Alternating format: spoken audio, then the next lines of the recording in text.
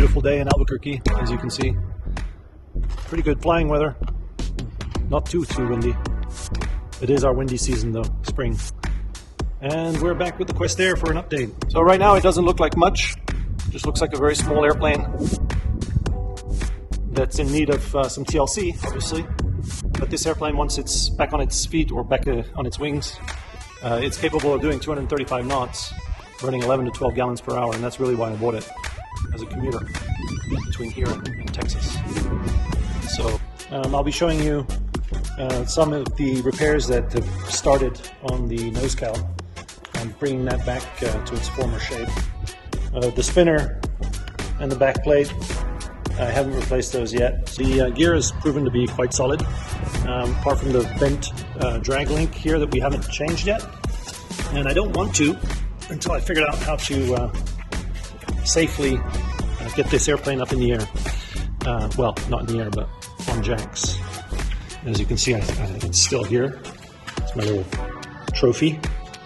And there's not much to work with. I guess we could try welding it. I'm not sure if I like the idea of welding it back on.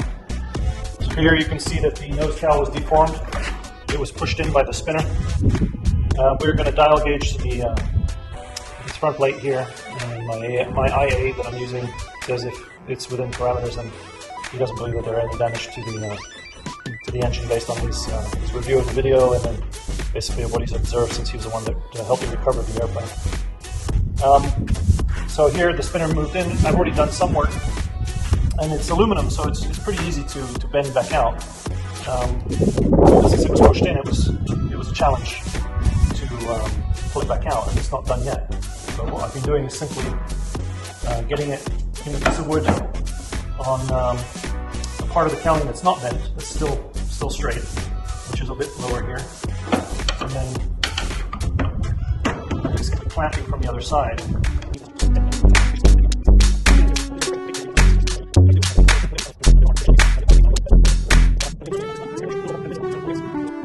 Not bad for 20 minutes of work.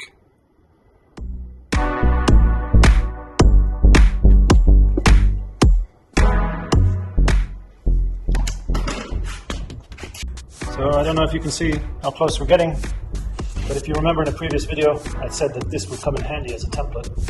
It wasn't overly damaged. Most of this damage is from me actually having to remove it because it was fiberglass and bondoed to this front cowling. Not sure if it's meant to be that way, but that's the way it was. As you can see, there's bondo remains here, maybe from a previous incident, who knows. So anyway, this is a good template, and quite happy I'm getting close. We just have, it's a good fit right now. It's pretty decent. It wouldn't fit before. The bottom was always good fitting on the bottom, so I'm going to have to pull this out a little bit more, but yeah, we're on our way. What I'm doing here is not for the purpose of inspecting the engine, the crank, and all that. That will be left to my IA. What I'm doing here is I'm just going to measure the distance between the gap between this plane and the cowling, and get it to where it needs to be.